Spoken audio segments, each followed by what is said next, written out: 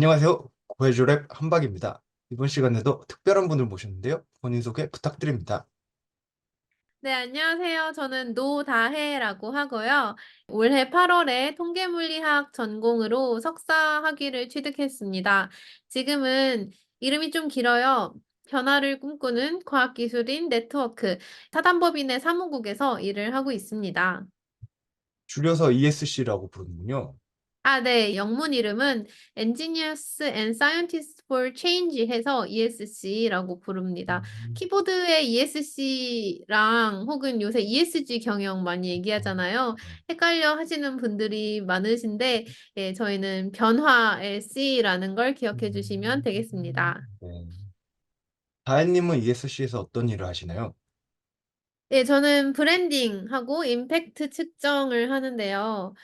제가 원래 이 사단법인을 후원하고 있었고, 이 사단법인의 활동에 관심이 많았는데, 참 좋은 단체인데, 이 하고 있는 것들이 잘 정리가 되지 않고, 어필이 잘 되지 않는 게 아쉬워서 일단 이 사무국에 합류를 하게 됐고요. 비영리 단체들은 보통 좋은 뜻을 위해서 모이잖아요. 근데 좋은 뜻과 비영리 단체가 하고 있는 일 사이에 어떤 그 중간 단계들이 있는지 이런 걸 점검하고 그 중간 단계들이 잘 작동하는지 확인하는 게 임팩트 측정이라고 할 수 있겠습니다. 하시는 일에 통계 물리학을 적용할 수 있는 부분이 있나요? 아, 이게 통계 물리학 자체보다도 어떻게 보면 물리학 자체가 가지는 특성 때문에 지금 하는 일에 도움을 받는다고 할 수 있을 텐데요. 어떤 부분에 집중을 해야 되고 어떤 요소를 중요하게 봐야 되는지 물리학을 전공하면서 그런 부분이 훈련이 되어서 저는 도움이 된다고 생각하고 있습니다. 네. 하지만 실제로 배운 것과는 다른 거죠. 물론 이론과 실践 다르니까요. 그러면, 하하하하. 네. 그러면 학교에 다니는 동안 어떤 통계 물리학을 하셨나요? 여기서 통계는 접근법을 말해요. 통계 물리는 이런 걸 해요. 방 안의 온도가 방 안에 존재하는 기체 분자들의 평균 운동 에너지로 정의가 되거든요. 근데 이 방 안의 기체 분자들이 정말 많겠죠. 그럼 그 많은 입자들을 하나하나 트래킹할 수 없으니까 집단적인 특성을 보는 거예요. 그런 접근법의 방법으로서 통계가 앞에 붙어 있는 거고 본체는 물리학입니다. 음. 그러면 학예 과정 동안에 온도를 연구하셨나요? 온도를 연구한 건 아니고요. 이제 이 통계물리학적인 관점에서 복잡계 연구를 했습니다. 음, 복잡계. 복잡계가 뭐죠? 복잡계는 특징이 세 가지 정도로 꼽을 수 있을 텐데요. 시스템에 존재하는 개체의 수가 아주 많아요. 그리고 그 많은 개체들이 서로 상호작용을 합니다. 그래서 그 상호작용으로 인해서 개체 하나하나의 특성을 뛰어넘는 어떤 집단적인 특성이 나타나는 개를 복잡계라고 해요. 여기서 컴플렉스 시스템의 번역으로 복잡계라고 하는 건데 이 컴플렉스가 이제 복잡하다는 의미도 있지만 복합적이다라는 의미도 있거든요. 그래서 이거를 복잡해, 너무 복잡해 보여 이렇게 생각하기보다는 이런 어떤 복합적인 존재를 이 시스템을 다루는 학문이구나 이렇게 이해해 주시면 좋을 것 같습니다. 음, 그럼 복잡계를 다루면 뭐가 유용한가요? 복잡계에서 하고 있는 연구 주제들을 몇 개 소개해드리면 좋을 것 같아요. 이 복잡계에서 중요한 게 상호작용이었잖아요. 이 상호작용을 통계물리학자들은 네트워크로 표현을 하고 연구를 해요. 그래서 저희는 복잡계 네트워크 과학이라고 부르는데요.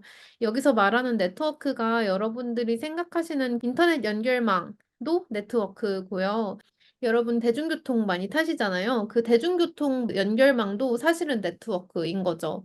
그러면은 여기서 우리가 생각해 볼 수 있는 문제가 이 네트워크가 어떻게 생겼을까? 이 네트워크의 구조적인 특징을 생각해 볼 수 있고 또 두 번째로는 이 구조에서 어떤 일이 일어나는가를 생각해 볼 수 있죠.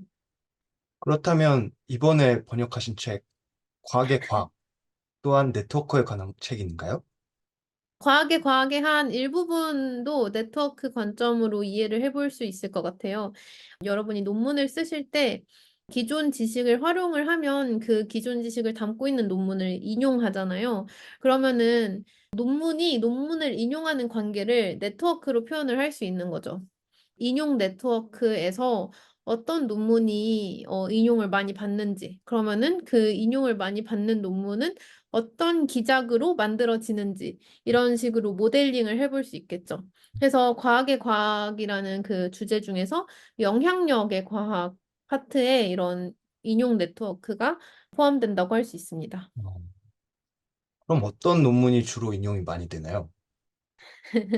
이런 예를 들 수 있을 것 같아요. 여러분이 인스타그램에 처음 가입을 했어요. 그럼 인스타그램에서 그 계정들을 팔로우할지 생각해 볼 수 있겠죠? 제가 후보를 두 개 드릴게요. 하나는 이미 팔로워가 많은 계정이 있어요. 그런데 또 다른 한편으론 그냥 이제 아무나 골라서 팔로우를 하는 거죠. 한방님은 어떤 사람을 팔로우 하실 것 같은가요? 유명한 사람이요? 유명한 사람, 그쵸? 음, 이미 알려진 유명한 사람을 팔로우 하겠죠. 네. 그럼 여기서 우리가 볼 수 있는 게 팔로워가 팔로워를 부르는 거예요. 이거를 네트워크적 관점에서는 이미 팔로워가 있는 사람을 선호해서 선택한다는 의미로 선호적 연결이라고 부릅니다.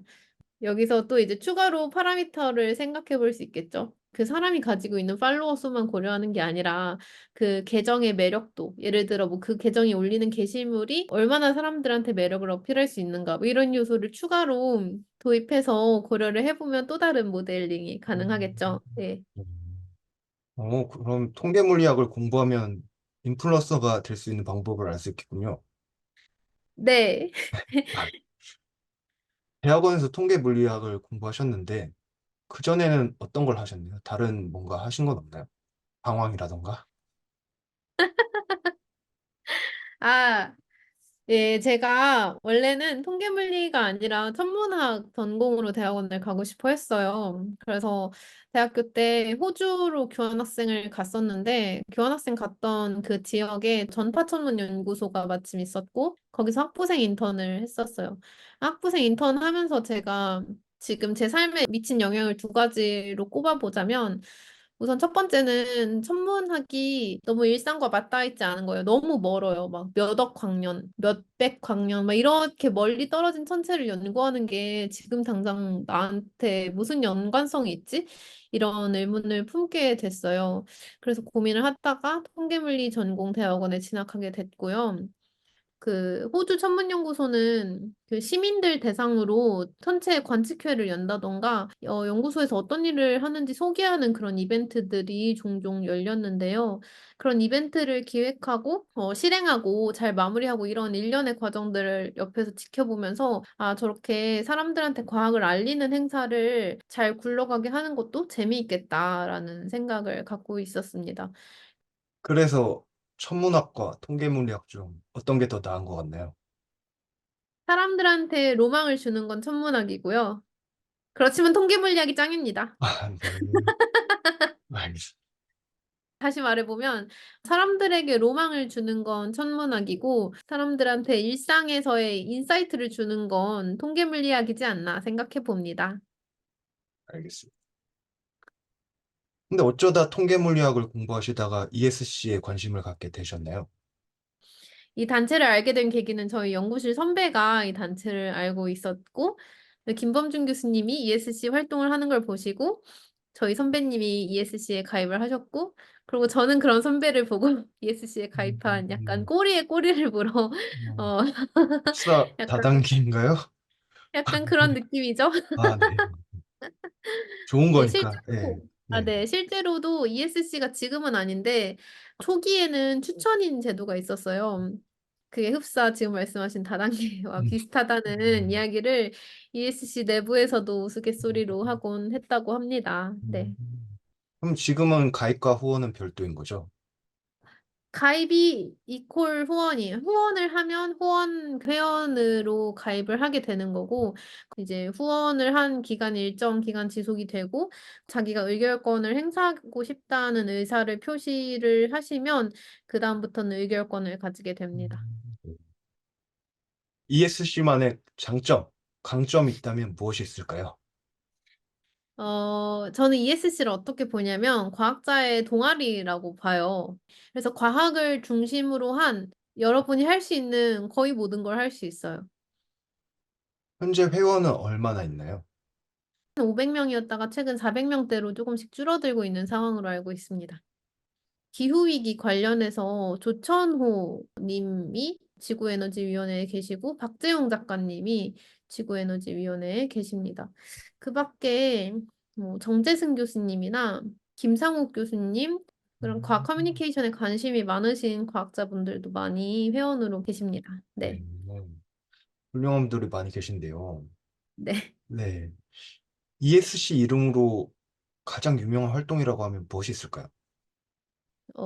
가장 영향력을 많이 끼쳤다라고 생각할 수 있는 거는 박근혜 정부가 아니라 문재인 정부 시절에 과학계 정부 인사를 기용을 하는데 좀 부적절한 분들이 추천 후보에 오르시고 실제로 기용도 되셨었어요. 그때 ESC가 성명서를 내고 강력하게 반발을 했고 그 이후에 다른 단체들도 반대 목소리를 많이 내서 결국 그분이 퇴임하신 걸로 알고 있어요. 그래서 목소리를 냈다. 그리고 그게 음, 실현이 됐다. 네. 제가 잘 아는 이야기는 아니어서 아, 생생하게 전해드리지 못할 것 같아요, 그거는. 네. 그땐 그런 목소리에 선봉이 있었다? 네. 네, 네. 지금은 ESC에서 브랜딩을 하신다고 하셨는데, 어떤 예. 식으로 브랜딩을 하시고 계신가요? 아니면 혹시 계획하고 계신 것이 있으신가요? 제가 지금 가장 급선무로 해야 될 일이라고 생각하는 건 ESC 홈페이지 개편이에요. 제가 ESC 활동을 하면서 재밌어서 너도 ESC 들어올래? 라고 하면서 이제 ESC 홈페이지 링크를 줄 거 아니에요. 그러면은 이렇게 홈페이지에서 알 수 있는 정보가 별로 없어요. 그래서 ESC가 하고 있는 일들을 잘 정리해서 홈페이지에 담아내는 게 저의 1차적인 음, 목표입니다. 네. 2차적인 목표는요? 2차적인 목표는 우선 1차적인 목표를 다 이루고 세울 생각인데, 잠정적으로는 제가 아까 말씀드린 임팩트 있잖아요. 네. 그러니까 예를 들어서 ESC는 합리적인 사고방식이 한국 사회에 뿌리내리길 원합니다라는 선언이 있는데요. 그러면은 위원회가 하는 활동은 그 목표하는 바에 어떤 방식으로 기여를 하고 있는지, 그러면은 위원회별 활동은 또 이 단체 차원에서 어떻게 그 ESC가 꿈꾸는 바에 기여하고 있는지 이런 거를 정리를 해보는 거죠. 그러니까 임팩트 측정을 하기 위해서는 이 단계가 가장 먼저 선행이 되어야 하고 내년 하반기에 이런 임팩트 체인을 구성해 볼 계획을 가지고 있습니다. 잘 되기를 바라겠습니다. 감사합니다. 그리고 본업 외에 과학문화 활동을 여럿 하시는 걸로 아는데, 혹시 어떤 일들을 하고 계신가요? 네. 제가 최근에 가장 시간을 많이 쓰고 있는 건 과학 타로를 만드는 일이에요. 타로 카드의 예쁜 이미지와 타로가 가지고 있는 친숙함에 과학을 이렇게 잘 담아서 사람들에게 과학을 친숙하게 느끼게끔 하는 의도를 가지고 기획을 했습니다. 이거는 이번 한국과학창의재단 과학문화 전문인력 양성 과정의 해커톤에서 저희 조별 프로젝트로 시작한 일인데요. 예를 들어 운명의 수레바퀴라는 카드에 슈레딩거의 고양이를 담는 거예요. 그래서 여러분의 운명은 아직 결정되지 않았다. 운명을 측정할 때, 곧 당신이 무언가 선택을 내릴 때 운명이 결정되는 거다. 이런 식으로 원래 카드의 의미와 슈레딩거의 고양이를 잘 섞어서 해설을 이렇게 만들고 있고요. 지금 인스타그램에서 카드를 매주 한 장씩 공개하고 있습니다. 예. 음, 네, 좋습니다. 그렇다면 다혜님의 15년 뒤를 상상한다면 어떤 모습일 것 같으신가요? 제가 15년 뒤면은, 근데 전 사실 요즘에 먼 미래를 그렇게 꿈꾸고 살고 있지 않아요. 다만 뭐 몇 달 뒤, 내년 이런 거는 항상 계획을 세우고 살아가고 있습니다. 그래서 내년의 계획은 아까 말씀을 많이 드린 것 같아요. 타로에 집중하는 것과 ESC에 집중하는 것, 이 두 가지를 목표로 삼고 있습니다. 이상 다혜님과 함께한 구해줘 랩이었습니다. 그럼 다음 시간에 뵙겠습니다.